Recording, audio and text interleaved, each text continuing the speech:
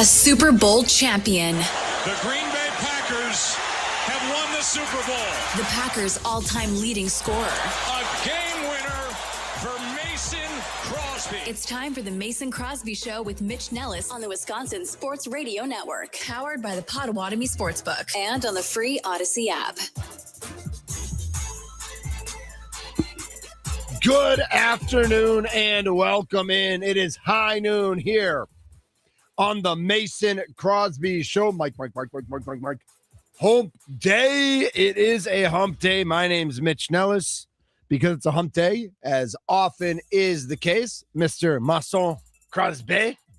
That's his French alter ego, I guess. Mason like that, yeah. Crosby. He is off today for Human Wednesday. Joining me now in the Wisconsin Sports Radio Network studios, powered by the Potawatomi Sportsbook, is my good friend and yours. And if you don't know he's your good friend, you just don't know him well enough, because he is your good friend, because he is everyone's good friend. He is the gentle giant. He is Charlie Houston. And What's I'm up, wearing, Charlie? like my Mr. Rogers cardigan today too, so I'm a good neighbor. Absolutely as well. love Yeah, exactly. that card. You rock a cardigan. Thank you. I appreciate I don't know that. that I could. No, it's all about confidence. I bet you could. I have confidence in some things. Like I wear a vest. Uh-huh. I can rock a vest. Okay. That I See, I feel like I'm not a vest guy. right. And so again, I would say to you, like, I think we're confident sometimes in what we know we like, Mhm. what we're comfortable in, what we're familiar with.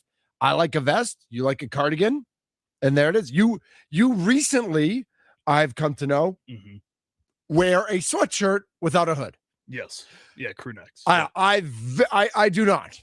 And I know that they're like my daughters are now wearing crew necks and Kinda mock going back into necks and all that. fashion, Yeah. And I'm like, if it doesn't have a hood, I feel naked. But like like- with the hood, I feel like it's like always hanging around me, and I always feel like I have to move. I and like adjust that. it and stuff I like that. I like having, like, I feel like my neck is naked when I'm wearing a I crew get neck. that. Yeah, no, I'm a big crew neck guy. I love Mhm. just like graphic t-shirts and graphic crew necks too. And like a lot of the sweatshirts I feel like have that kind of look and then have a hood on it. I don't know why it like cheesens it to me. And Like it I makes love, it more cheesy for I some reason. lo- I'd I rather love a just be hood. crew neck. and I love, you know why I love a hood? Why is that? It's, to me, it's more comfy. Like I love the comfy level. Mm. And if I know I have a hood, whether it's behind my neck or if I flip it over, even if I'm like, I've my white chair at home, Right. like white, the chair's in the corner. It was Grandma Lily's chair. For those of you who are my age, and Charlie, you might have had grandparents. Mhm. You definitely had great grandparents who did this, Yep. who put a piece of furniture in plastic. Yes. Yes. Do Yes, you my remember that at great-grandma all did. from My childhood? great grandma did for Yeah. sure. Yeah. And So my grandma, my 'cause- Arizona grandparents Yeah. did that a little so bit. my grandma Lily, who lived on between Keefe and Hour, like we could walk to Capitol Court Mhm. when I was a little kid. And then they moved to Mequon in the 80s. She had a white chair that was always covered in plastic. And I inherited that chair. It's not covered in plastic anymore. It is my favorite go-to chair. I love reading in it. I love scrolling Yeah. on it. I'm surprised um, it's still white if you don't have the hood cover. I mean, it's not as white as it was. Let's be honest. It probably could use a good cleaning. But I love curling up, even in the summer. I love curling up in that chair in a hoodie and just like reading or, Mhm. reading, on my phone or doing my internet games Right. or reading a book. I still read. Charlie, when's the last time you picked up a book? I'm currently reading a book right now, The Amazing Adventures of Cavalier and Clay. Are you really? Yeah. Oh I my just gosh. started reading So it. I have not read that. Okay. But it's been on my list since Uh-huh. it came out because my wife read it. She's read every book on Right. Earth. And she's like, how have you not read that? Maybe I did read it. It says it's a Pulitzer Prize winner. It I saw it is. at Half Price Oh, Books it's- and I was like, oh, that looks fun. Yeah, So it I is. It is an excellent book. I'm I really, like it so far. really excited for you. That's awesome. You can All right. borrow it after I'm done with it. I'm pretty sure we have it. Okay. There you go. But I appreciate that. This is the Mason Crosby Show. Mitch Nellis, aka Thunder, here with Charlie Houston. We've got Andy Dorf coming up at 1:00. Dorf on Sports, of course, based in Phoenix, Arizona, a Milwaukee native. So we'll talk about the Diamondbacks a little bit, who are in a series with the Cubs right now. Great comeback win for the D-backs last night. We'll talk about the Arizona Cardinals because we've got some Mike on Matt violence going on right now in Green Bay. Maybe not actual violence, but maybe some Never good. know. You never know. But we got to start with the story of the day. At least in my mind, it's the story of the day. And it's partly the story of the day. I was talking to Josh Albrecht earlier today, and he was saying it's only a story because Hamilton made that error. Like if Hamilton makes that play, or if that hit gets past Lindor and the Brewers win 4-2 in 9, it's not that big of a story. And I kind of think it's still a story. For those of you who don't know, Cooper Pratt last night was at bat and he was told to bunt. And he attempted a bunt on the first pitch and it went foul, I think. He then took a pitch right down the middle, like he squared to bunt, then he pulled off and he took a pitch right down the middle. Was Pat Murphy mad about that? Was he not mad about that? We don't really know. We don't really know if that was a source of anger for Pat Murphy. Mm-hmm. So then when Cooper Pratt came up, do we actually have the play-by-play of this? I have it right here. Oh, let's hear the play if you have it. Pratt, pop up, shallow right, long run, and it's going to fall, and it gets by Benj, but Cooper Pratt puts on the brakes. It's a bloop single into the Bermuda Triangle behind first base. Like we're going to get a pinch runner for Pratt. David Hamilton is coming in to run. Pratt looked very confused about this move in the 5th inning. I wonder if Pat Murphy was upset with him not taking the extra base. So in the top of the 3rd, Garrett Mitchell singled, Joey Ortiz singled.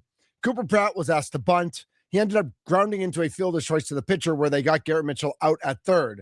So they had 1st and 2nd with 1 out instead of 2nd and 3rd with 1 out. I don't remember Churio's fly out the next at bat if it would have been deep enough to sack fly, but I'm guessing with Garrett Mitchell, had Garrett Mitchell been on 3rd, that probably would have been a run for the Brewers there. So I think that was a source of frustration where in the top of the 5th, Cooper Pratt singles to right. Do we have Pat Murphy talking about this after the game? Do have Pat Murphy. Give me 1 second. All right. Yeah, no, take your time. So at the top of the 5th, David Hamilton then ran for Pratt. Churio strikes out swinging and Terrain grounds into a fielder's choice. And then Pat Murphy had this to say. We asked him to get a bunt down and he pulled back on a strike. And that happens maybe with 1 strike. That's trying to get guys 2nd and 3rd for Churio in a game where we weren't swinging it too good to that point. So we get 1st and 2nd. We asked him to bunt and he got it. First one was a good attempt. The second one, he pulled back, strike right down the middle. Later, he popped the ball. The next at bat, he popped the ball up to right field and didn't run. And the ball landed and stopped. Now, he would have easily got the second base. What could have happened after that, I'm not sure, but you can't have a guy not understanding that. And I felt like after the first at bat, when he didn't, attempted a bunt with a ball right down the middle. And second at bat, the ball, a pop-up that landed fair and he wasn't at second base. It's time to let him know that, and it's not laziness. I know who this kid is. He's a great kid. It's not laziness, but you got to have your head in the game. Because these games like today, it comes down to Lindor's great catch or, whatever it might be, an errant throw or whatever. So you've got to be locked in if you're going to play at this level. All right. So I agree with Murph that it wasn't laziness. I agree with Murph that you need to be locked in. When you look at the play itself, I disagree with everything Pat Murphy said. Like full stop. I think Pat Murphy is wrong. I know he's the manager of a Major League Baseball team, and I know I coach girls softball. I know I've played baseball and softball for 30 plus years of my life, 40 plus years of my life. Man, I'm old. 40 plus years of my life. And I disagree with everything he said. I disagree with the fact that Cooper Pratt didn't run.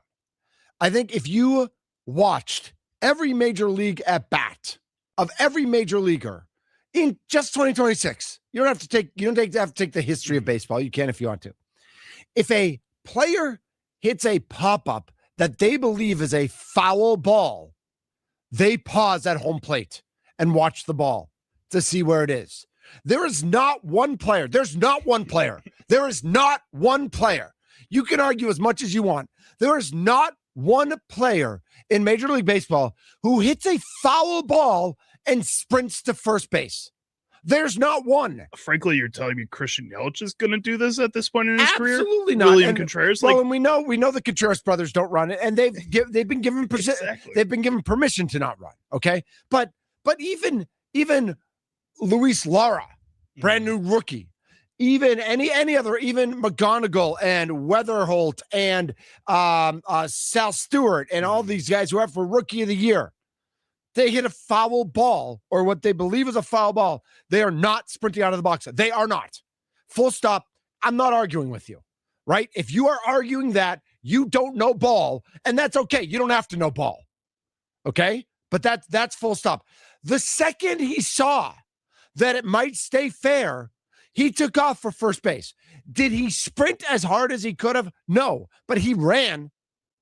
He more than jogged. He was somewhere in between a jog and a run. He did not sprint, but he was running to first base. So then Murph says he easily could have gotten to second base.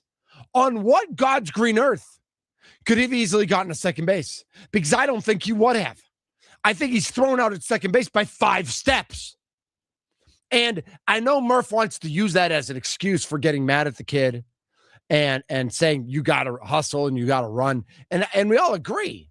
He's got to hustle and he's got to run. But he no doubt about it. First, man. Like, I don't know what more you want from him, honestly. Right. Like, he got rounded, there. He rounded first. Exactly. He and realized he was going to it. be thrown out. And if he had sprinted when he first hit the ball, I'd still believe he would have been thrown out at second base. Right. And I still believe it. I got into this discussion on the wake up call with Josh and Aaron this morning, talking about all of this. And Josh is pretty heavily on Pat Murphy's side in all of this and a lot of this. Josh doesn't know ball. That's not his fault. He just doesn't know ball. I watched the play over again because I kind of got where Josh was coming. Like, this is Pat Murphy's mentality. This has always been Pat Murphy's mentality. Yeah. Like, he's going to react to this. The little kids. Exactly. Right? Teach the little kids. Like, that's his thing. Punish them. If that's what it's going to take, you got to punish them for making wrong decisions or not doing the right thing in those moments.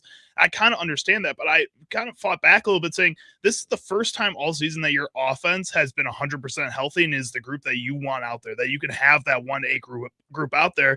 And I think in my mind, that includes Cooper Pratt. And he is one of those players. And to take him out of the game in this moment, I understand that you want to teach him those lessons, but I think we're too deep into the season to be teaching lessons anymore. You've given him this opportunity. You've paid him as an organization. Let him go out there and figure out through these growing pains, especially something that, like, honestly, and nobody else really understood what happened. If you hadn't taken Cooper Pratt out of this game, it would not be a problem. That's more the issue. Not that Francisco Lindor made that catch or David Hamilton had that throw. That's not why we wouldn't be talking about Cooper Pratt. If you just didn't take him out of the game, nobody would be talking about it. I also wonder, like, did he think about taking him out of the game after the at-bat, after the bunt? Like, was that definitely part of it? I think he brings it up in this clip. He does, and so, like, if you were thinking that, I almost wish he had done that. Just do it right away. Yeah, just do it right away because it was a 92 mile an hour four seam fastball right down the middle. Like, that's bunt cheese. Right. It's easy. Yes. And so I don't really understand. I don't understand why Cooper didn't bunt that ball. Especially when, like, 3 days ago, he had to play pretty similar. I don't think it was a bunt, but it was that short ground ball that he beat out to first, like, that he was going to be able to do that. So I think that's maybe what frustrated him more is that, like, you've seen him have that type of effort other times recently, and maybe that's what leads to this moment. But again, I just don't think at this point in the year, when you have all your pieces there, you should be messing around with the lineup and teaching lessons when you know you are better than that as a team. I heard a good line today that Pat Murphy was willing to lose the battle to win the war, right? Like, he was willing to lose the game last night. He was willing to send that message last night if it means good things in the future. Here's my argument, though. If you think Cooper Pratt is your solution at shortstop and Joey's at third, and that's the game, I don't think a bench, like, to your point, Charlie, I don't think a benching teaches anything. I think a conversation teaches something. He had with everybody on the team. Everybody sat down with him in that moment to talk with him. Like, he got that. But I also think, like, after the game, Murph, like, even addressing him at his locker before the locker room opens to the media and saying, "Hey, Cooper, we got to lay that down. We got to lay that bunt down." Like I'm not sure what was going through your head, and I know you're a good hitter and you're going to come through and get hits, But in that case, you got to lay that down. You just got to lay that down. And then on the pop-up, I want Murph to go back and watch it. And listen, we all know Murph's never going to admit he's wrong. But Murph's wrong. He's just wrong. He's been wrong a lot this season. I think that's the other thing that a lot of people are frustrated about is that this Brewers team is so good that when Pat Murphy is wrong in moments, it is put under a magnifying glass every single time. You can see, and it usually is one of the main reasons that this team does lose a game, is that Pat Murphy made a interesting decision. He took a pitcher out of the middle of a count or in tough moments. Like, he had all these different moments, and it gets amplified last night too, because it is just another weird decision that you can see almost directly leads to the loss in this game. Right. It's a little early to crack one. If you're watching on the Growth Law video stream, that's GROTH, Growth Law video stream. If you're injured, Growth gets it. You'll see I cracked a Diet Coke. Do they still have names on them? They don't. Remember when they did? Did you get into that? To share Coke with people, yeah. Oh, okay. All right, yeah. They don't want you to share it anymore. So I don't know if he's cracked one yet, but I'm not going to judge because you do you, Beer Count Kenny. Beer Count Kenny's on the Mason Crosby Show with Thunder and Charlie. What's up, Ken? That is a fabulous introduction. And no, I wouldn't have cracked one at this moment because I am driving. So, that is a wise decision. We appreciate that. We appreciate that, Ken. Yeah. Now, if I was a passenger on the bus going to the stadium, from one of the local bars, you better believe it. Yeah, absolutely. Yeah. However, you guys, you couldn't make my points more in a clearer manner than what you've done so far. Okay. I have gotten into it with so many people over the last several hours. Sure. I mean, I don't know if they're just ignorant, and I'm going to use this term because I played baseball and softball for over 50 years. I played competitively. I coached. I managed. Yep. What Murph did last night was parochial. You don't do that at this stage of the season. It seems to me that he's got a thorn in his paw about what's been happening and transpiring on the field with his veterans. So what did he do? He takes it out on the kids. Yep. Correct. He took his upstart rookie, this kid who's got tremendous promise, and kudos to him. The way he handled the post-game interview was outstanding. Yep. And we'll play that in a little bit. Yeah, what he did there, I thought was wrong. You've had issues with Yelich. You've had issues with Churio. You've had issues with a lot of these guys that haven't been running balls all season long. Contreras, who has turned it around to his credit, but Contreras went through a long slump as well. Yep, and the thing with Contreras, I see like with catchers, right? But even still, you're being paid the same as the other guys. Yeah, you're working twice as hard catching, but that's your role and you know it. So with that being said, I think really what a lot of this should have happened, in my opinion. This is something that was discussed today. In fact, I would have said right afterwards, I'd have had a closed door session, just briefly say, boys, tomorrow we're going to have a come to Jesus meeting in this locker room. I need you to go home and get some good rest. But we need to talk about several things that are not happening on this field that need to happen if you want to win a pennant in a World Series. Yep. And if you want to do that, yep, we need to do several things to get this team to that point. And right now, your effort sucks. And we're losing games as a result of not getting runners in scoring position. The real storyline of this game, and I'm agitated and I love this, but here, second and third, you got the tying run in, nobody out. Baseball 101. Thank you. Every one of these damn guys. Are you telling me you couldn't hit a fly ball to get that in, knowing you got McGill? You got one of the best closers in the game coming in to finish this game off and to finish this team off, and you didn't get one more damn run in. Shame on you guys. Ken, not that he's going to do it in the ninth inning, but I would have benched Lara right there. You strike out in that at bat, you're out. Like, you have to. Dude, isn't that the same kind of like non-focus that Cooper Pratt was showing? You have to show that example with everybody. Yes, you have to shorten up your swing and you have to put the ball in play. And maybe you hit it right back to the pitcher and they get the runner at third. But like, you have to make something happen. You can't strike out. Mitchell's at bat wasn't quite as bad as Lara's was, but it was still bad. No. He missed a hanging curveball that he should have hammered and he fouled it off. And then he just watched. Man, I hate watching strike three. Well, I just one more point. So when I go back to making contact, right? Yep. So to make contact to drive a ball, let's just say that, okay, Laura was having a bad night at the plate. Yeah, it's Sal Frelick sitting on the bench. You did. Right? I was shocked Sal didn't get the start last night because every game in 130 games for the Milwaukee Brewers, when they have activated or signed somebody, they have started that night. This was the first game, and I wonder if they will look back at. I mean, listen, Lara did have an RBI hit, and Lara's a good player, and Lara's going to be a good player. I was surprised Sal didn't get the start last night. Yeah, but Lara, here, to Lara's credit, as well as Mitchell, they've been tagging the ball, right? Yep. It was just a lack of focus at the plate last night in that big situation. I agree. These are the moments that in the playoffs, you need your guys to be focused. Now, granted, it wasn't a playoff game, and it didn't feel like a playoff game. People were saying, oh, it felt like a playoff game. No, it didn't. It was a game that these guys seemed lackluster, and they weren't focused. Because how many times, 2 for 14 with runners in scoring position? Come on, guys, you're a better team than this. You're the best team in baseball. And you're struggling at the plate because of lack of focus and concentration and lack of effort on the base pads. We're not putting enough pressure on these pitchers like we were doing early in midseason. Murph, that's what you should be talking about, not going out there and disciplining a player in the 5th inning because you're pissed about the way your guys aren't playing. Beer Count Kenny out. Drop the mic, brother. Nice job, Ken. Ken drops off. You can be next. 414-677-1250. 414-677-1250. Ton of text messages coming in as well. We're going to keep this conversation going.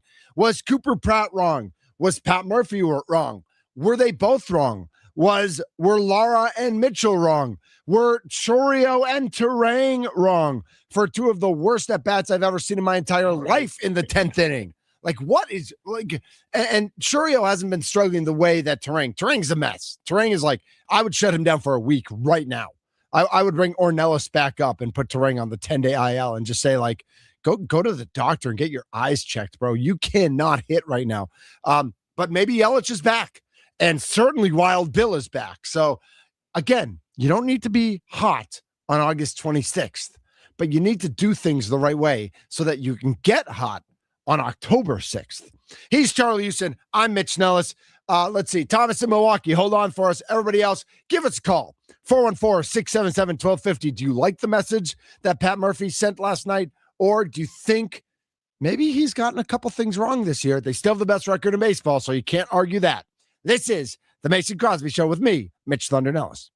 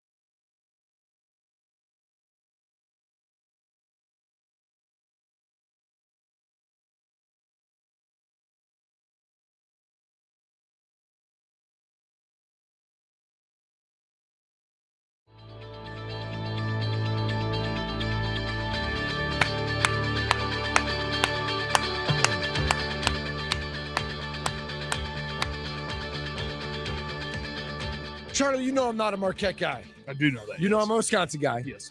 But I've always made this contention, and we'll talk about this when we get closer to college basketball, that like if you grew up in the Milwaukee area, regardless of whether you went to Wisconsin or not, you grew up cheering for Marquette also. Yeah, I would say so.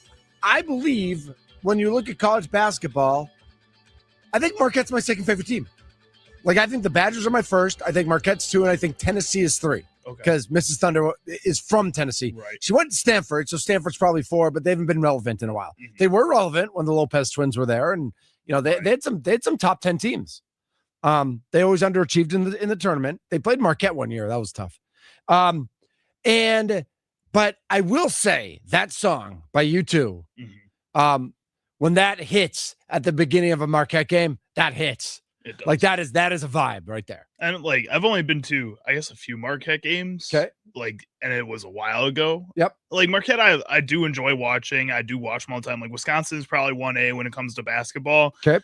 I would say like I'm a Miami football fan. I do know that. Yeah. Miami basketball's been kind of fun to watch over the past few years. So that's more of like a recent, just kind of like watching, not like a true fan, but like a recent, like, oh, they've been fun to watch. I could do a full show just going on tangents. I think one day I will, where I just go on tangents and never come back to the original topic. Just go. Did you ever get into Miami women's basketball? And you know who I'm talking about. I'm talking about the Twins. Yes. The Cavenders. Yeah, the Cavenders. Yep. Yeah, kind of, because they were good around the same time. So the men's team went to the Final Four. I think the women's team went to the Elite 8 that year. I think that's right. Or vice versa. Maybe the men's team went to the Elite 8 and the women's went to the Final Four. So I was paying attention that year.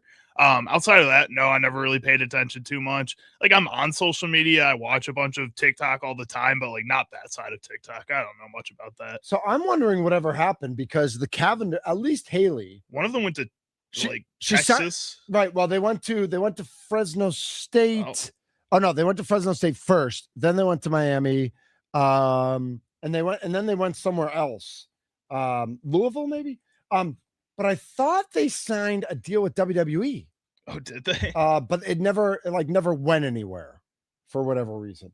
I feel like that's a great idea by WWE, and that's what they've been doing over the past years in general. Is just like basically bring anybody in that's on social media, not just like overall celebrities like they used to do. Right. But now you're diving into the social media realm, which all these other sports are following suit and trying to get all these influencers to promote their leagues. You're listening to the Mason Crosby Show on the Wisconsin Sports Radio Network across the state of Wisconsin, and you can be on all of our apps, wherever you find your podcasts. You can be listening to us all over the world. You can also watch us all over the world on our video stream, YouTube, Twitter, X, Facebook, and that's powered by Growth Law. Injured Growth Gets It, GROTH, Growth Gets It. We're live from the Wisconsin Sports Radio Network studios, powered by the Potawatomi Sportsbook. We're talking about Cooper Pratt and Pat Murphy, and just the vibe of the Milwaukee Brewers. And are they playing hard? Are they focused with a number of young players? What do they need to do to get focused? Thomas is in Milwaukee. 414-677-1250 is the Nicolay Law Talking text line. If you want to jump in and talk about this topic, we've got a lot of texts to get to. But Thomas, you're up next on the Mason Crosby Show with Thunder. Thomas? Hello? Can you hear me? Yep, we got you. We got you loud and clear, brother. Hey, good afternoon, fellas. To you as well. Just wanted to put my 2 cents in there. You know, I hear a lot of these couch coaches saying that it's on Murphy. Just a reminder of who Pat Murphy is. We're talking about a guy who, you know, the guy's almost 100 years old. He's been coaching this sport for, you know, longer than most of these players have been thoughts. That's true. You know, specifically, he started his career, I believe it was down at Notre Dame, you know, 4.0 students. Then I believe he went to ASU, so probably 1.0 students. So he knows how to work with these young guys, these 18 to 22-year-olds. Yep. You know, and he's been saying time and time again, you have to coach these players differently, player to player. We've seen it with Sell before. You know, he wants to send a message. He'll take you out of the game. He'll make that public for everyone to see. And I think certain players like Pratt, that's how they will respond. Yeah, perhaps Lara as well sees that same thing. I don't want to get benched. Right. I'll play 100%. Agreed. You know, just things like that. Not only the college stuff, but the professional. He's a back-to-back NL Manager of the Year. I think the guy knows what he's doing. But he definitely right. Guys, I gotta run. No, okay, all right, Thomas. Thanks for the call. I agree that Murph knows what he's doing. I think he misjudged the pop-up, essentially. And so he gave false information based on not having watched the replay and just his perception of the play.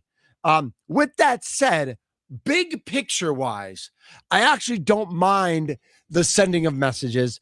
But I do think that, listen, he clearly picks on young, like he doesn't do it to older players. He does it to younger players, which I get. Like older players have earned that right to kind of make the mistakes or play at their pace. But I also think like you can't manage everyone the same. I had a job once where I was on a team of 5 and our boss treated all 5 of us the exact same, regardless of where we were in life, regardless of whether we had kids, we didn't have kids, we were male, we were female, we had other responsibilities in life outside of this 9-to-5 job or whatever it was. And he treated everybody the exact same. And guess what? The team sucked. Like terrible boss, did not work. It was awful. And I do wonder sometimes if like Murph manages to the player, or does he manage to the situation? And I hope it's managing to the player. I hope he knows that Cooper Pratt is somebody who's going to respond positively to this. I think the bigger thing that we saw is how his teammates took him when he got into the dugout. Like they all rallied to him. They all went to him. They all talked to him. And they probably echoed some of the things that Murph would have yelled at him about and said, hey, this is how we do things. This is how things go here. You know, this is not a reflection. I mean, if Cooper Pratt's not starting today, then Murph has done something wrong, I will argue. Like Cooper Pratt's got to be in the starting lineup today. Like you throw him right back out there. You know what? And the situation's done. Right? The situation's over. Let's move on. I think that's got to be the way it is, Charlie. And then is David Hamilton in the lineup too because he made the mistake at the end of the game? And well, he made a physical error. Like, so do you say like? So I would have him on the bench just because I would have him on the bench. Like he's your right now. Joey's your starting third baseman, and Cooper's your starting shortstop. If you bench Hamilton, I don't think you're benching him. I think that's where he is in the pecking order right now. He belongs right now. I guess he just rotates him in enough where I like feel like.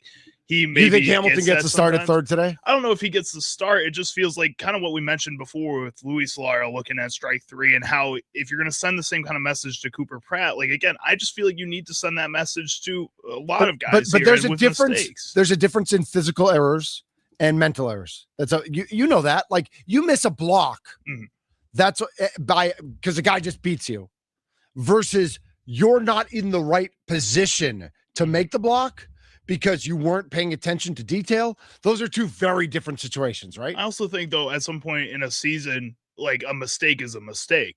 Whether it was physical, whether it was mental, a guy like David Hamilton, I think you're trusting to go in and, again, to help make an example of Cooper Pratt.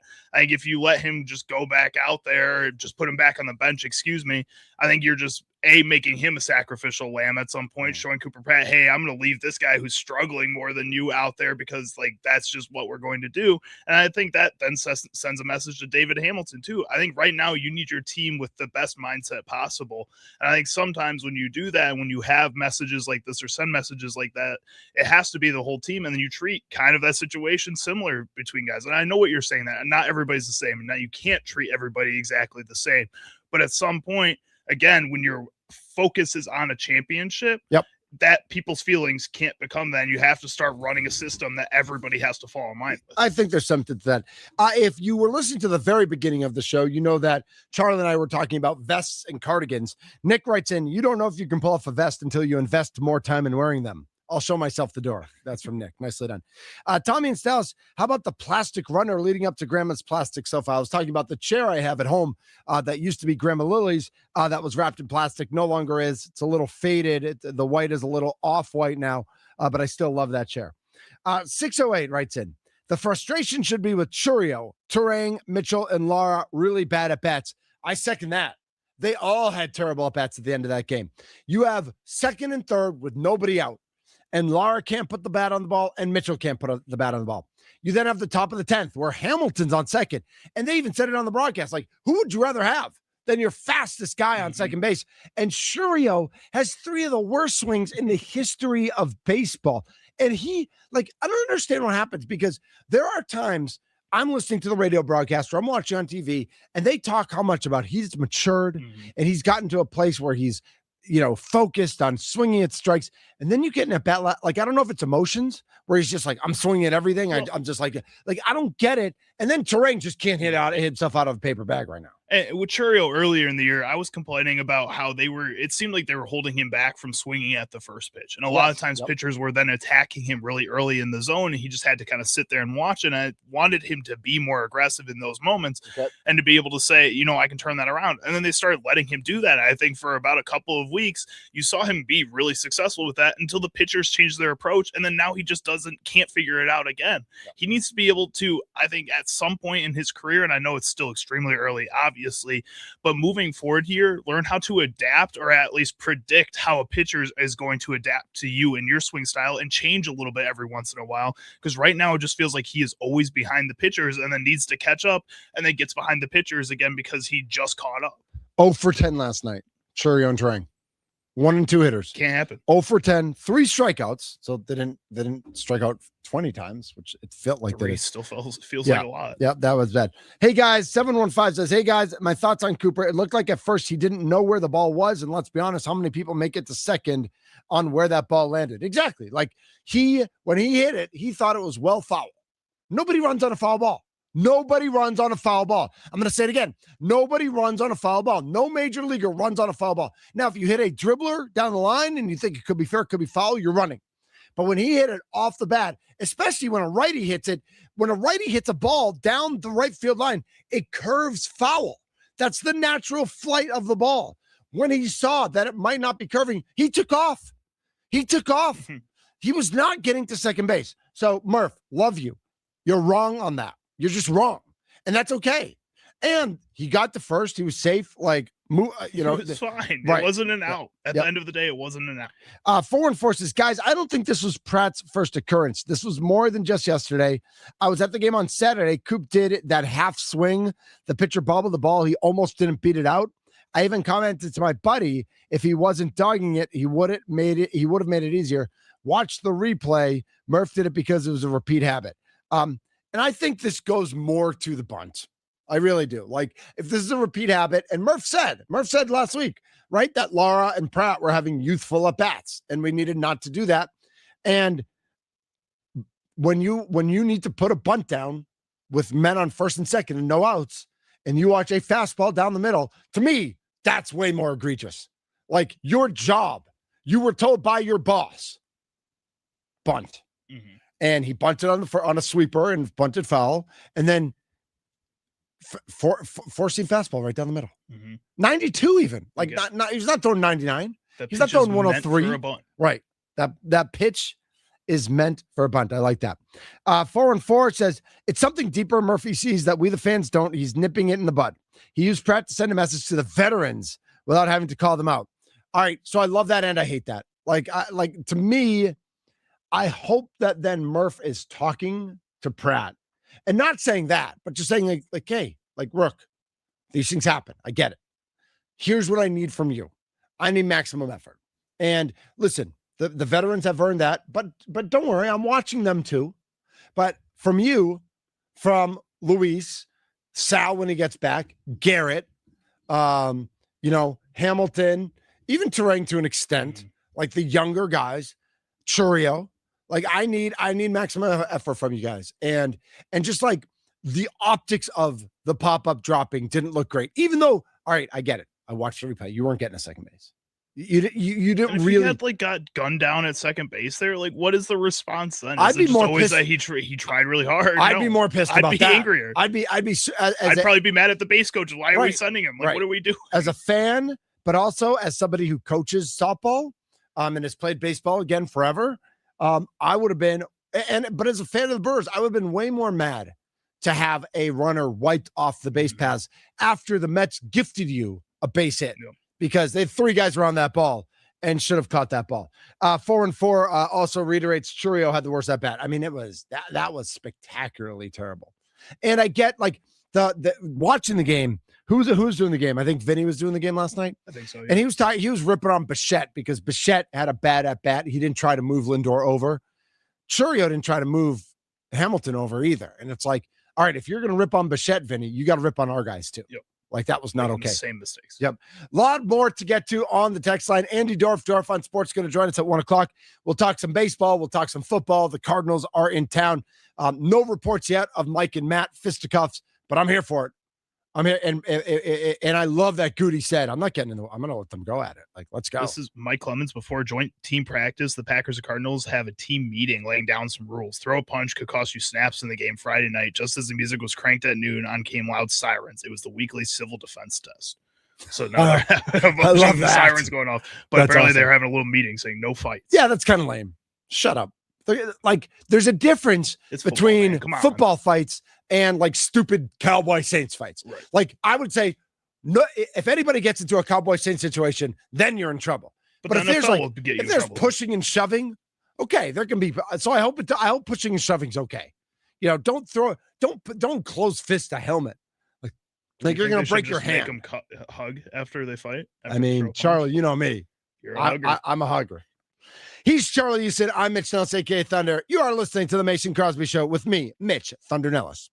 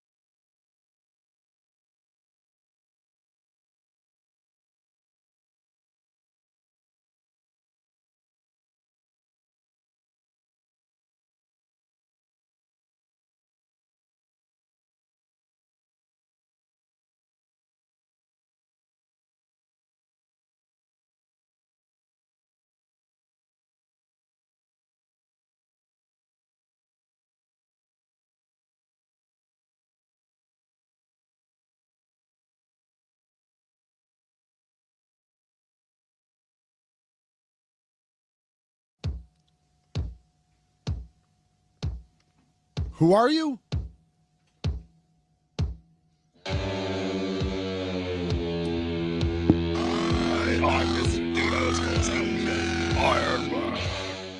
I'm Iron Man.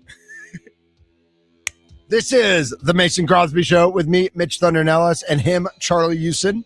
We're holding it down on a Mike hump day. Spent the first hour talking about the Milwaukee Brewers, Pat Murphy, Cooper Pratt. Remember, baseball coverage on the Wisconsin Sports Radio Network is presented by Xfinity. Score the most reliable Wi-Fi, one price, 5 years, guaranteed. Xfinity. Imagine that. Some more texts coming in on the Nicolay Law Talking text line. I actually like what Murph did. I've coached too, and what you, Mitch, and these other claimed coaches are telling me that you've enabled the lack of accountability culture that exists today in sports. Congratulations. No, 414. I just handle it differently. I am not, now granted, when you coach 12-year-olds, you're not going to embarrass 12-year-olds or 14-year-olds in front of everybody, but I'm very much in favor of the personal one-on-one instruction and conversation in the half inning when your team is batting and you have that time to do that. That is what a manager does also. A manager can make a spur of the, like, listen, Robert Gasser puts 5 guys on. He's got a 2-0 count, and Murph replaces him in the middle of an at-bat, which you never see. But he wasn't going to let Gasser just let guys have free passes all day. He had already walked 4 and hit a guy. He had put 5 guys on. I get that. I get that way of coaching. Now, I will say coaching 14-year-olds is different, right? You're not win at all costs the way you are in Major League Baseball. But it's not about enabling lack of accountability. There is absolute accountability, and there are absolutely discussions one-on-one and then with the team in full after the game to talk about what happened and what needed to happen better.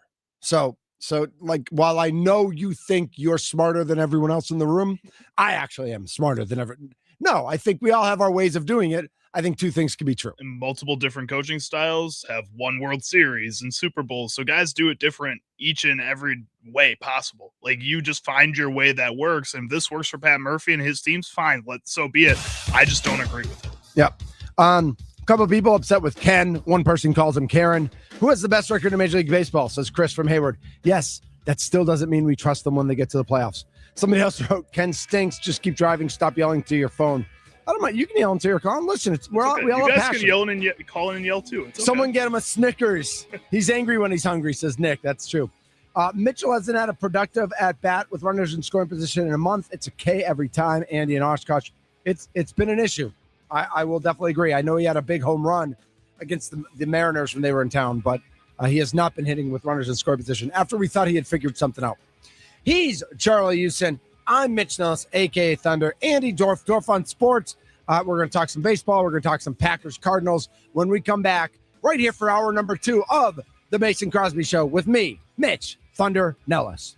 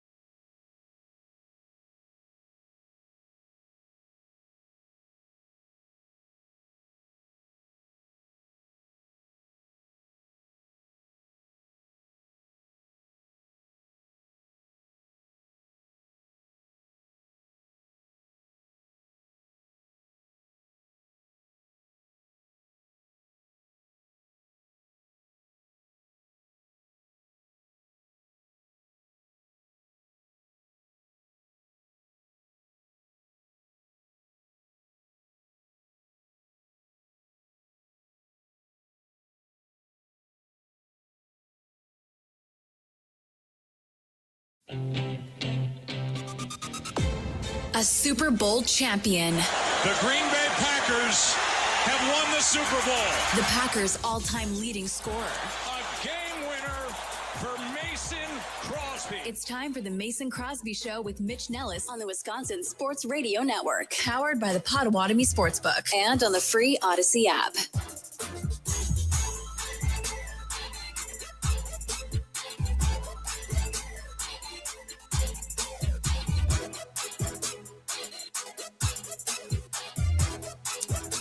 What it is, what it do. Welcome in to hour number 2 of the Mason Crosby Show with me, Mitch Thunder Nellis, and the gentle giant, Charlie Houston. Charlie, we got a little lunchy here today, huh? We did. We got some tacos. The big boss came in, so they treated us a little bit. That's always nice. I always like free food. Not too shabby. Shout out to Senior Lunas, I believe. That sounds right. Yeah. Sounds right. Yeah. They got good tacos. That's right. Yeah. Good beef, good chicken, good cheese, good lettuce, good salsa. That's what I had. You had the shells. Yeah, I did. You go soft, right? I don't like hard shells. I think never? aren't hard shells like fake anyways, too. They are like it's not instead traditional. of hard shells, I'd rather just go like a pile of all the meat Chips. and the veggies and just go chips. Yeah, and just dip it that way. That's how I would rather do it too. Yeah. So yeah, I always go soft shell. It's always my goal. I love tortillas. I can also just eat Love like soft shell tortillas on their own. Dip them I some could sour too. cream or something. I am a big too. fan. I don't know if you've ever done this. Have you ever done a breakfast tortilla at home? Like do a tortilla with cheese and then scramble up eggs, put it in the tortilla, Yeah, and do like like, that, like a little and then you can do breakfast meat. burrito Yeah, and you can do stuff. meat or peppers or onions or whatever. Chorizo's always. Well, my yeah, favorite. I I mean, wish they had chorizo. Chorizo's always going to bang for sure. You get a little spice, that little spice. It's just right. This is the Mason Crosby Show. It's high noon, not in Arizona, though sometimes of the year it is high noon at this time in Arizona, not this time of the year. Joining us now on the guest hotline, powered by Gruber Law, our good friend, Mr. Dorf on Sports, Andy Dorf. How you doing, sir? No complaints, fellas. Good to see you. Good to be on. I enjoyed a little bit of the conversation as I was just kind of checking you out on the way, just before my segment here. And, Mitch, I am right there with you about this Milwaukee Brewer team. I hate to be the bearer of bad news for people in Wisconsin, Milwaukee, obviously more in particular, but let me ask you guys a serious question about this team. Okay. Is there any difference between this year's team and last year's team? Yes, 100%. Absolutely. The only Miz and Harrison. Okay. The fact that the Brewers, at least for the first 2 games of any series, can put up goose eggs or 1-run 7-inning performances by Miz and Henderson. I'm not sure I trust Harrison the same way, but Miz and Henderson are different than anything they had last year. And it does offensively, I will agree with you. Offensively, exactly the same. Pitching wise, if there's a difference, that is the difference. Okay, so we are relatively on the same page, but I think that we're also on the same page with the lack of trust.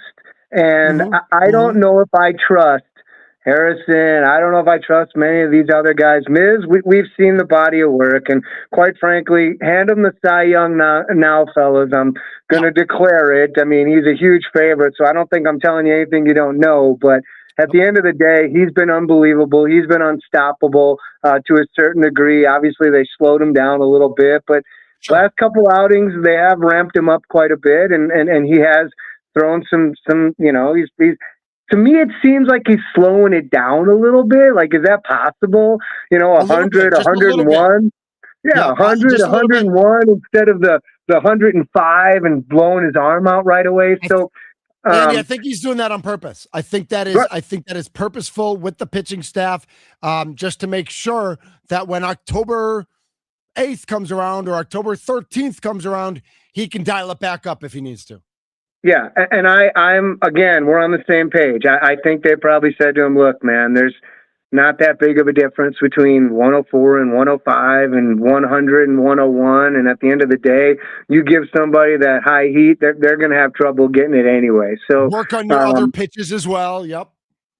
Yeah, I think at the end of the day, my biggest concern about the Milwaukee Brewers is this, and I think you'll probably understand this pretty well. And I think people got to understand the dynamics of baseball to really understand this. If you think about last year, going to play the Cubs in the postseason, you get out to that 2-0 lead, then you go to Chicago and it's 2-2, you're coming back to Milwaukee and you got to play a fifth game. That can't happen. Okay. Under any circumstances whatsoever, that cannot happen this year. You have to close the door when you have that opportunity. And if you don't get it done in 3, okay, I'm okay with a little bloop here. Okay. But you got to get it done in 4 games so that you don't exhaust your pitching staff, because then every point you just made about this pitching staff and the potential, all of a sudden that changes, because then Patty's got to get in a very interesting way of doing things where he'll put guys out there for an inning and then he goes with the real starter. Like, I just don't understand that for the life of me. I hated it when I was seeing it last year, and it better not happen this season, fellas. Yeah. It's not going to happen this year, certainly with Ms. Henderson and May. The question is, I think, with Kyle Harrison. And listen, Kyle Harrison last night only gave up the 1 run in 5 innings, but he wasn't sharp. He's been terrible on the West Coast. He's been dynamite at home. And my assumption is that, you've got Miz and Henderson 1 and 2, but you might pitch Harrison 2 just because you get him that home game, and then you get Henderson in 3, May in 4. You have a better staff, a better starting staff. Listen, last year, Woody gets hurt again right before the playoffs. Freddie can only go 5. So you really had Quintana and nothing else. They did Priester dirty last year. I still believe that. But I do believe in this starting staff much more than I did last year. I think that's fair, but I also think there's a lot of cause for concern. And the other thing to really think about, fellas, this Dodger team, they're not healthy. They're still getting healthy. And they're right there. Like that to me is extremely scary. And I don't really want to have anything to do with the Dodgers at full strength, but we know it's coming. Nobody does. Right. Nobody does. We know it's coming. So that's the biggest obstacle that they're going to have to overcome. However, we have definitely seen some kinks in the armor from the Dodgers this year. So, if there is a year to get them, I do believe this is the year to get them. I agree. Take us into Chase Field last night. Cubs up 4-0 in the 8th inning. What a beautiful night for Brewers fans in Arizona last night. You know what? It was a great night when you think about what happened to the Dodgers and the Cubs for the Brewers last night. If the Brewers are going to lose games, then the other guys around them have to lose games as well, guys, right? So that happened. And you know what? The Diamondbacks, I don't know how. I really don't know how they continue to win ball games. I give all the credit in the world to Torey Lovullo for keeping this thing together. I'm sure you guys know about. They're not a great team, but he's a good manager. Absolutely, and I'm sure you guys know about what's going on with Ketel Marte and that situation. Allegedly, he's going to be back for the Philadelphia Phillies, and we'll see how that all transpires. But here's the real thing with that, guys. It's not a question of, like, can this guy play? We know he can play. But how does he go and address his teammates now after this last situation? And throughout his career. Straight no-show, right? Well, not just straight no-show with an appearance at a casino while they were playing. That was the other thing. That was wild. Yeah. Yeah, and again, like, they have worked with Ketel so much throughout the years, and I don't like to call athletes divas or anything like that, but this is a diva-like thing. Unless they are. Yeah, and Ketel has been that, and I would say, okay, in my humblest opinions, that after this season, Ketel Marte will not be with the Diamondbacks moving forward. That's just my opinion, okay? I have nothing to go on other than the body of work that I've been seeing from this guy and his actions. So I think it's going to be interesting to see how he goes back in that locker room and that dugout with those guys, and how he can address the problems that guys have with him after what happened. Yeah, I mean, so like, what do you say? How you know? I understand the organization wants him back for the Phillies. That is, Arizona is fighting tooth and nail with San Diego for that final playoff spot. Where if Philly or the Cubs misstep, they could fall back to the pack. They're not that far ahead. And if Arizona can send a message to Philly and win that series, Marte obviously makes them better, but does he? He makes them better on the field, if you just look at the numbers. But if his teammates don't have his back and it causes more of a distraction than anything else, could that go sideways? Absolutely, it could go sideways. And I think the D-backs have shown that with or without Cattell, that they're still the same ball club, guys. And, I've said this to you before. I really think the Diamondbacks are very similar to the Milwaukee Brewers. They're not quite as good at what the Brewers do, but they're very similar.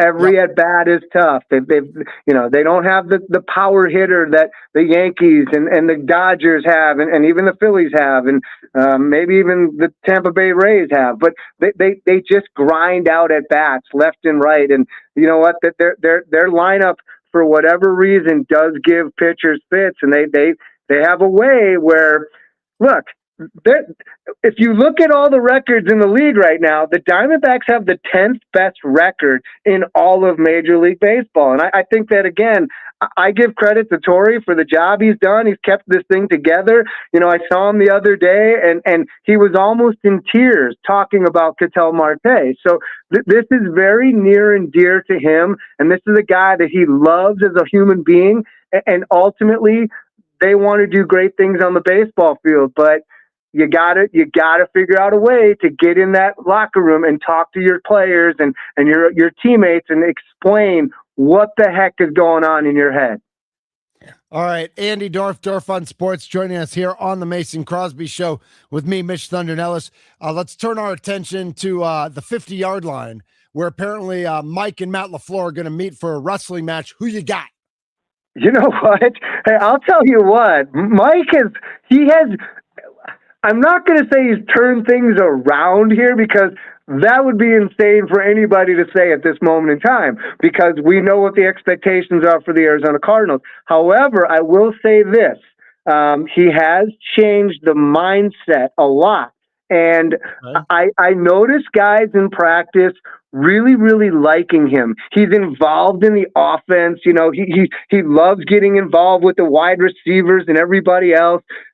This is a guy that's very hands-on, much like I'm sure Matt is. So I think what he's done so far for this Arizona Cardinal organization, and again, we don't have a lot to go on, but with the preseason, he has taken it very seriously, and he's got guys responding to him. And, I don't know what your thoughts are, but, you talked about wanting Josh Sweat in Green Bay. Well, guess what? You got him, baby, but he's there for the Arizona Cardinals, and he's finally on the practice field. Nice. Yeah, we wouldn't mind him in a Packers uniform. So before we get to this year's team, on the opposite side of the sideline, of course, is Jonathan Gannon, who is the defensive coordinator for the Green Bay Packers. How have things changed from last year to this year? And what are your thoughts of Gannon as a D coordinator, not as a head coach, but what he could bring to the Packers focused on the defense? I think that, again, when you're talking about the Arizona Cardinals and being a head coach, you're basically thrown to the wolves, man. The deck is always stacked against you in a major way. So I think that, with what he did here, maybe he just wasn't ready to take on that kind of a responsibility where he had to be the head coach. And I think that as a D coordinator, you're going to get a solid guy, and he's going to come up with some pretty interesting schemes, and he's going to have guys ready to play on Sunday.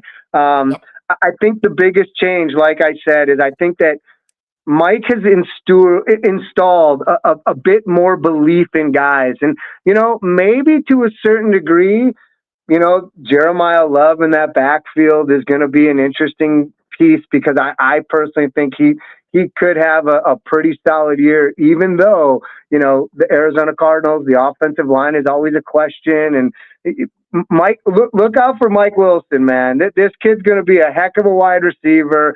Okay. And through the preseason, whoever's been the quarterback, for the most part, they've had some success. And I do expect Jacoby Brissett to go out there and have a relatively decent year, because he is a leader of men, guys, and he can go out there and he's capable of running an offense. He's a bright guy. He knows the offense. He's got Marvin Harrison Jr. and Wilson. I think the 3.5 games that they're predicted to win is somewhat intriguing, because I really think that you're going to win one game a month by mistake. So that's going to put them at like 4, maybe 5 wins. So I think that 3.5, if you're a betting man, I think that's an interesting number on the Arizona Cardinals for a first-year head coach to come in there and kind of get his way with things. I like it a lot, and I think the Cardinals are going to surprise people. Maybe not for the first 8 or 9 weeks, because the schedule looks pretty daunting. But later in the year, I do think they're going to catch some people sleeping a little bit. Andy Dorf on Sports, joining us here on the Mason Crosby Show with Mitch Nellis and Charlie Houston. Obviously, we saw the Dallas and New Orleans fights, and we all want fights at a joint practice. We don't want things to get out of control like they did there, but we want a little, like, it's nice to hit guys in different uniforms and that sort of thing. I know that at noon, so an hour and 18 minutes ago, Mike and Matt had a joint meeting with the teams and said they don't want fights. I mean, I get it that they're brothers, but like you want a little bit of an edge at joint. Like, yes, you don't want swinging helmets at guys or like anybody getting hurt, but you want a little bit of an edge, don't you? Nah, I'll be honest with you. I like the way that they handle this. No, not at all. Not at all. You want to know why? Because it's preseason, man. And you don't need somebody getting hurt in a preseason scrimmage, joint practice. These games mean absolutely nothing, to be honest with you. What they mean is they give guys opportunities that potentially won't be playing in the NFL in a week or two to showcase their talents and abilities. So, in all honesty, man, I don't think there's any place for it. And when you talk about the Cowboys, we expect that garbage from them, don't we, guys? Like, seriously, I don't expect that from the Green Bay Packers, man. I just don't. So I expect that kind of stuff from Philadelphia Eagles, potentially. I expect it from the Cowboys, but heck no, not my Green Bay Packers, man. Keep it classy in Wisconsin, fellas. All right, I hear you, Andy. So then, looking at the joint practice and the practices that are happening, the Packers won't get Micah Parsons back till week 6 or 7. Tucker Kraft is back, not under contract yet. And from the way Goody talked today, it didn't sound like a contract is happening right away. I don't know. I think a lot of us assumed that was a foregone conclusion, but we are expecting a bigger season from Jordan Love. Less handcuffs on Jordan Love, less Matt LaFleur interference, and just kind of letting him cook a little bit. From the outside, what do you think the Packers' ceiling is this year? Knowing how good the Rams and Seahawks are the Packers a legitimate Super Bowl threat this year? Great question. I would say no. Again, I hate to be the bearer of bad news. At the end of the day, Jordan Love is bad news bear. Yeah, hey, look, I got to be that guy every now and then. Look, Jordan Love has been good. He has not been great, okay? I think we've seen some flashes of brilliance from him. So to your point about Matty taking off a little bit of the straitjacket that they have him in, I think this is a huge year for Jordan Love, to be honest with you.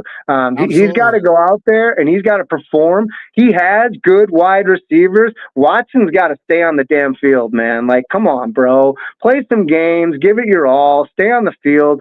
You got great tight ends there. I'm a little curious about the running game for the Green Bay Packers this year, and that's part of the reason why I think Jordan Love is going to have a lot more responsibility on his hands this year. Exactly. third down is going to be key. Look, we talk about other guys like Caleb Williams and say, I want to see him do the easy things really well. You know what? I kind of want to see Jordan Love do the easy things well as well. So I think that this is a huge year for him. And I think that with what is maybe going on in that backfield, a lot more is going to be put on Jordan to go out there and perform. And he's going to have to make good, fast, quick decisions, as we know. Yeah, we're waiting to see, obviously, Josh Jacobs in his legal situation, but we're also waiting to see, he's been a little banged up. He is cleared to be back at practice, but in a limited capacity. Marshawn Lloyd, we keep being told that he's got all the explosiveness and he's got all the athleticism, but he's never been able to stay healthy. And then there's like no one else. Like Chris Brooks, Pierre Strong, like guys who would these guys aren't going to get anything done. I think the Packers have put a lot of eggs in the Josh Jacobs basket. Maybe too many. At the end of the day, with everything that's going on, they've got way too many eggs in that basket. And I don't know about you, but I would have been looking for a running back as soon as that news broke 3 or 4 months ago about the situation. And so you know what? They just who can play. Yeah, exactly. They sort of sat on their hands and they just were like in a wait and see mode. And again, look, I get having your players back. Okay. I totally get that. And they should. But at the same time, you also got to protect your own interest. And your interest is trying to figure out ways to win games for the Green Bay Packers. And you have to have a capable back in the backfield to take the pressure off of Jordan. So I really am concerned about the backfield and what may or may not be. Because at the end of the day, even though he was there last year, the productivity slipped a lot last year, guys. And they used injuries, him. but it did. You're right. But they used him so much different than they did the previous year. So I think he's approaching that magical number, as we all know, for a running back. And quite frankly, you just got to keep a stable of healthy running backs.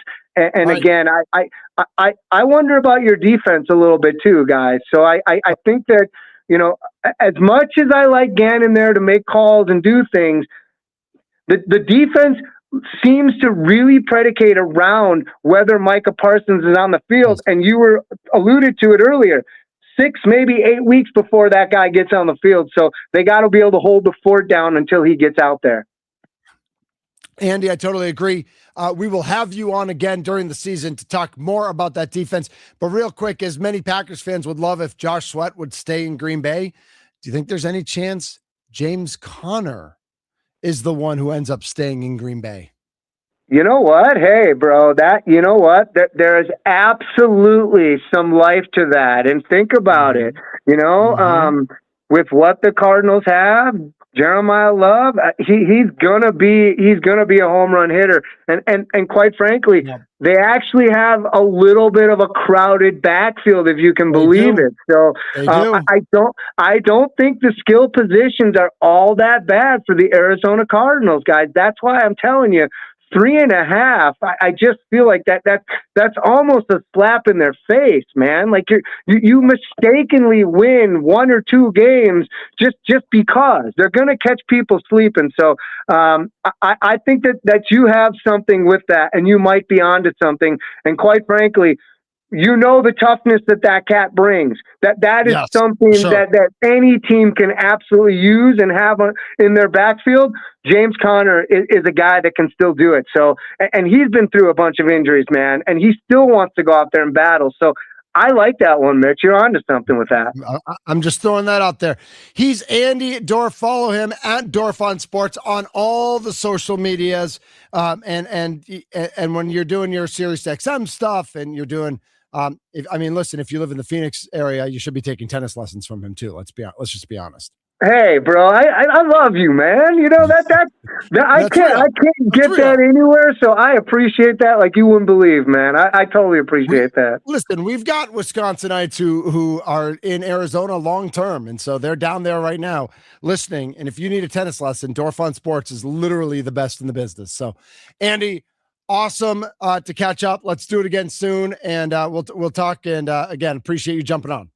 Look, man, we've said this too many times. You got to do the Dorf on Sports national show with me, bro. It's like we talk about it so many times, and I'm going to reach out to you. You got to make it available on Sunday morning, and it'll lead into your Green Bay Packers, bro. So it's perfect timing. Perfect. Love it. Andy, have a great day. Enjoy this week of joint practices and the game, and as we get ready for the regular season and Major League Baseball playoffs and all that comes with that. Enjoy the run, my friend. Thank you, my guys, and I appreciate you always having me on, and I love doing sports back there in Wisconsin. You know, that's the place where I grew up, so I absolutely love and appreciate you guys having me on. Have an awesome day. I look forward to talking to you very soon on my show, and we will definitely get on your show again. Have a great day, fellas. You too. He's Andy Dorf, Dorf on Sports, joining us on the guest hotline, powered by Gruber Law. One call. That's all. Plenty more to get to. Some reports from Packers practice. What we're seeing. Brandon Cisse, pick 6. What's up? Matthew Golden, the long bomb touchdown reception. Let's go. Packers.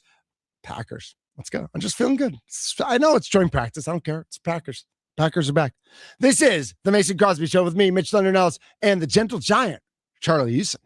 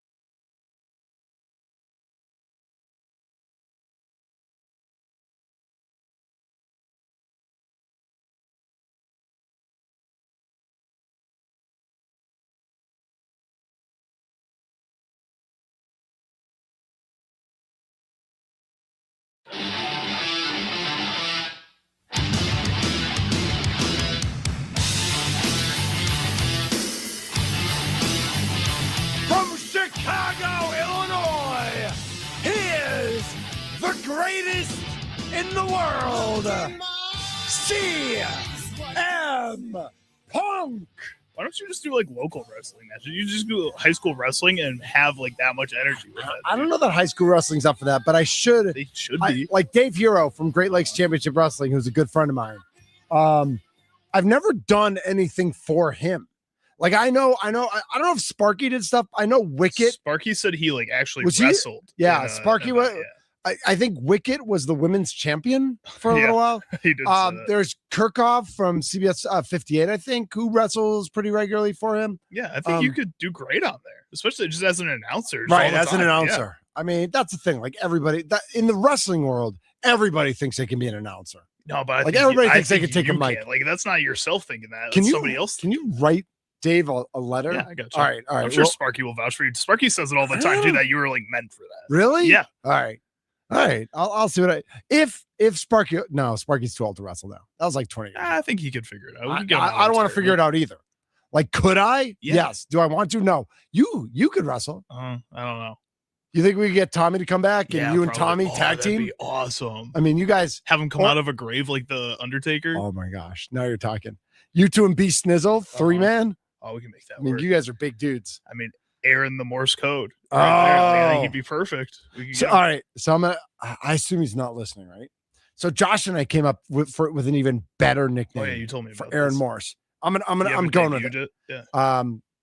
Tomorrow's Thursday, right? Yes. Yeah. So I'm on the show tomorrow anyway. So Josh and I will debut it tomorrow.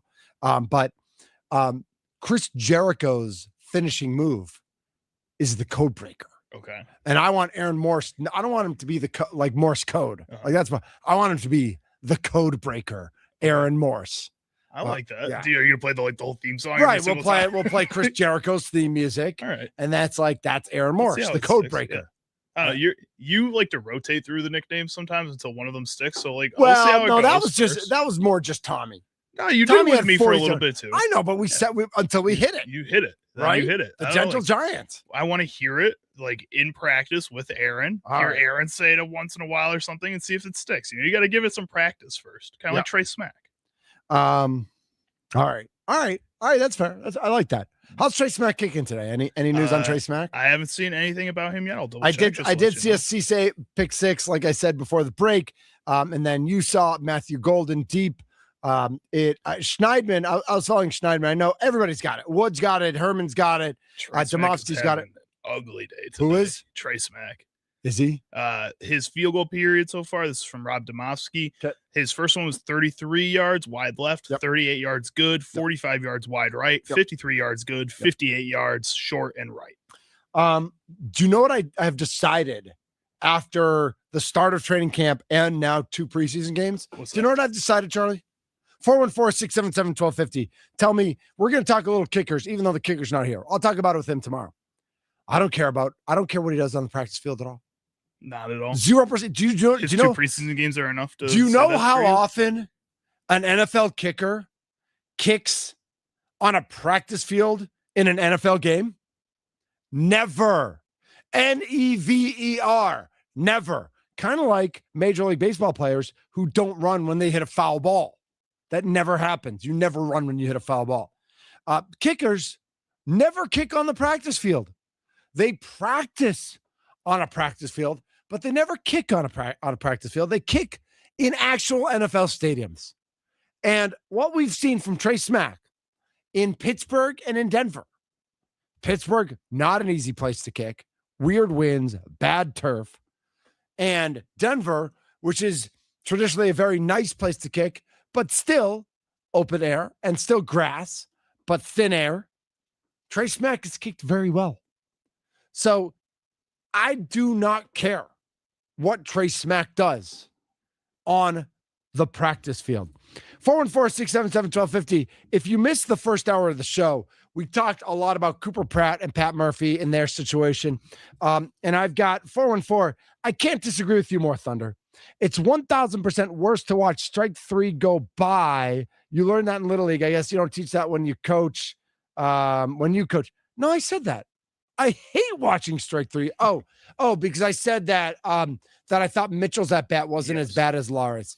I said that because Mitchell missed the ball he should have hit, and then he looked at strike 3, which was atrocious. I agree. Lara, it looked like on strike 3, didn't shorten up at all and was still trying to crush the ball. And I hated that. And just the vibe of the at-bat looked worse. But I will, 4-4, you are right. I mean, ask either of my daughters. Ask either of my daughters, what do I get the most upset about as dad or as coach when during an at-bat? And it is one that they will say it in seconds. Watching strike 3. I hate it. I hate it so much. So 4-4, we agree. You don't disagree with me at all. We agree. We're on the same page. I thought Lara's at bat looked particularly bad, but you're right. He at least swung at strike 3. I wish he had shortened up and made contact. Right. Mitchell just like kind of gave up, which you're right. Like that's egregious as well. Right. And especially with Mitchell, the way he's just been hitting over the past month or so, after he was on a hot streak of 2 straight months of having great production. And it just feels like he's playing a little lackluster, playing a little lackadaisical at points, almost like, and what multiple people have pointed out, maybe what Pat Murphy is trying to get at when he puts Cooper Pratt on the bench in that moment is saying, guys like Garrett Mitchell, figure it out. Like this is going to be you pretty soon too, because haven't earned it much more than Cooper Pratt has, but you have a little bit, so let's figure it out. And to that point, figuring it out, I will say, I do believe this team in general needs to figure out how to approach at bats late in games. Because I think far too often you're seeing like somebody especially here, in a tied or a losing game situation. Like somebody here says they can't always be guess hitters with 2 strikes. The at bat of Bowers a few games ago is what we need. How many pitches did Bowers foul off? Excellent at bat with 2 strikes. It was a 12 pitch at bat. And it was unbelievable. He homered at the end of it, and he fouled off 7 straight pitches. And what I will say is, like, at bats by Lara, Mitchell, Churio, and Terang, the 4 of them specifically, the way they look in at bats in the middle of the game with foul balls, with a measured approach, like Churio just got too excited last night. Like he just got in his head. I'm so excited. I'm going to smash the ball. I'm going to do it. And then Terang is just like swinging the bat at air. And I don't know what it is, but I think specifically at the end of games, and Contreras had this, and now Contreras seems to have figured it out a little bit. They need to figure out a way to get under control in tie games or games that they're losing by a run late in games. Cavender twins are disgusting. Something about the eyebrows not matching the hair really turns me off. Hashtag fake JB in the 920. We did mention the Cavender twins earlier in the show, and JB in the 920 has all these things to reply to, and he replies to the Cavender twins, which, like, listen, that's okay. That's fine. I don't know that they're disgusting. I just think they like to dye their hair bright blonde. Okay. Maybe I'll try that. Don't like the way Murph does things, says 414. You can't pick and choose who you discipline and who you don't. Also, he should have sat between innings rather than pinch running. I mean, listen, it's again, he did this to Gasser last week, taking out a guy middle of an at bat. I can't say I really agreed with it. Right. I thought that was a weird moment too. I tend to not agree with it either. 4-4. 262 says, I've observed Murph's style for a while. Interesting mix of college and Major League Baseball attitudes. With the young guys, he's the disciplinarian type father figure, stern but fair, honest and direct. With the vets, he's more relaxed and trusting. He gives Yelly, Wild Bill, etc. a lot of latitude on and off the field. He need only give them a look and they know and adjust. Remarkable, really. He should honestly do a TED Talk on leadership. His wisdom is deep, and he learned a lot about himself over the years, and it shows here. That's front row Ferguson. I can't disagree with that, though. Like, I think at the end of the day, and while we might not like how he handled Gasser's pitching, although Gasser had to come out. Mm-hmm. But do it after that at bat. Right, do it after that bat. Although it might end up in a walk. It seemed like it was going to be a bad situation no matter what. You're right. And we don't like what happened with Cooper yesterday. There is that element of, like, he knows what he's doing as a manager, clearly. And he has earned our trust, big picture trust. Like, big picture, I still trust Pat Murphy 100%. There are going to be things I nitpick. Right? There are going to be things I disagree with. When you manage 162 games and you watch 162 games, we're all not going to agree on every decision. Right? That's why we're discussing this today. But I would also agree with you that big picture, I think that there's something clearly that he does right. 262, Mitch Charlie. One other point. The throw Hamilton didn't make. Players their entire career, past and present, have made outstanding bang off balance throws where they never scored up. That was a bang play that he made a wide throw on. Jeter made a fortune on off balance throws, as Sandberg and hundreds of others. So his throw wasn't why they lost. Plus, that would have only been the second out in the bottom of the 10th. That's true. I think that listen, it was still a bad throw. He still didn't set himself. It would have been nice had he had. But that again, that is an error of not a mental, a physical error. Yes, that is a physical error. Again, I think a lot of people, including myself, may not point at it that much if it's not David Hamilton in that moment too. Like, I think that's again, the other part of this is that the storyline throughout the game led up to that moment and him making a mistake that, you're right, a lot of other people have learned how to perfect, and that's how they made millions of dollars, perfecting that, making sure that they get that down. So it's not an easy play for sure, but at the same time, he's the one who came in for that player in that moment in a decision that I didn't agree with and a lot of people didn't agree with. Correct. So it makes it's under a bigger microscope in that case. 4-4, I agree with you, Thunder. There's nothing worse than watching a strike three down the middle or leaving it up to the umpire. I tell my son all the time, he plays 13U travel and middle school. Hey guys, Jeff in the 414. This Murphy embarrassing our young guys is going to backfire someday. Then all will be lost. Players will rebel. I'm not sure about that, but I think he does have to be careful about who he does it to, and make sure he knows that person's mental makeup. Make sure he knows, like Cooper Pratt's not going anywhere. He's got an 8-year contract. He's going to be the starting shortstop. End of conversation. But let's say Madej comes up next year, and I don't know Madej's mental makeup, but let's say Madej's having a bad day, and he does it to Madej, and Madej goes sideways for a week or something. Like, I agree that Murphy. That's the one thing I would just ask Murphy to make sure not to censor himself, but to caution himself that he's doing it the right way. I have a gambling tip coming up next regarding tonight's Brewers-Mets game. You ready? I'm not making a parlay for the people. Knowledge. Yeah. It's not insider knowledge. It's me doing the bare minimum of research, but finding something I want to pass along. All right. So that's coming up next. Not a parlay for the people, but one gambling tip coming up next here. He's Charlie Houston. I'm Mitch Nellis, a.k.a. Thunder. Today, we are the Mason Crosby Show.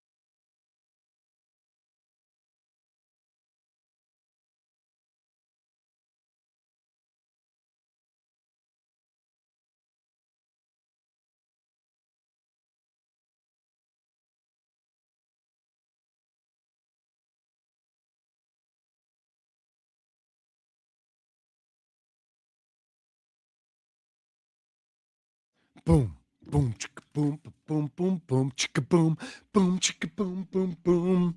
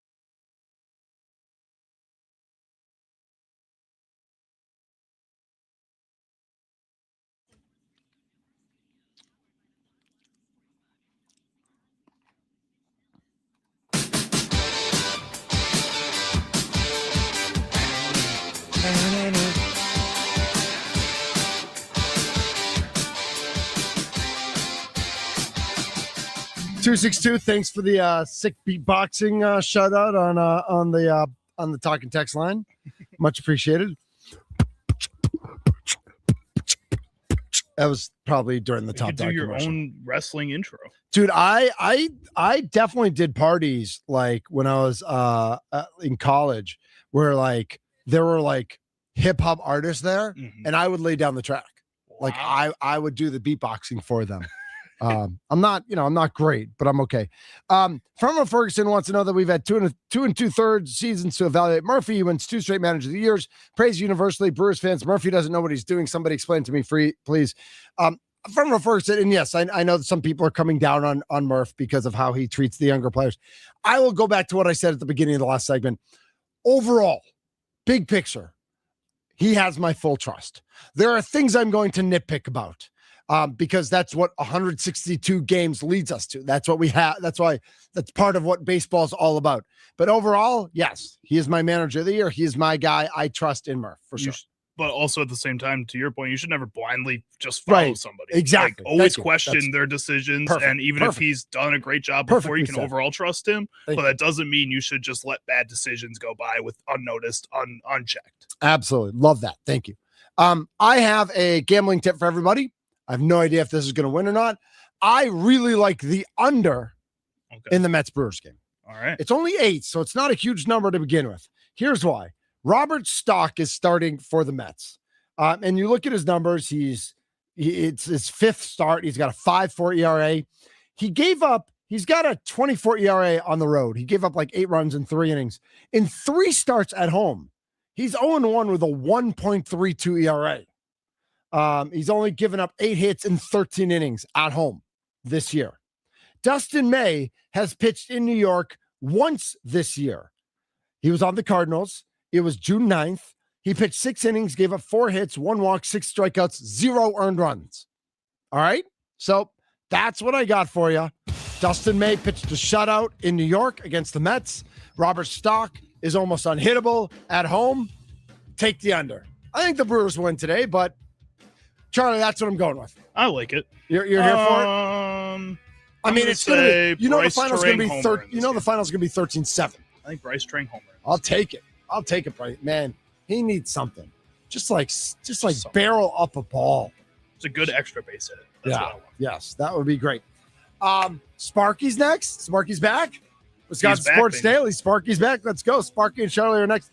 Thanks to Andy Dorf. My name's Mitch Nellis. He's Charlie Houston. This has been the Mason Crosby Show.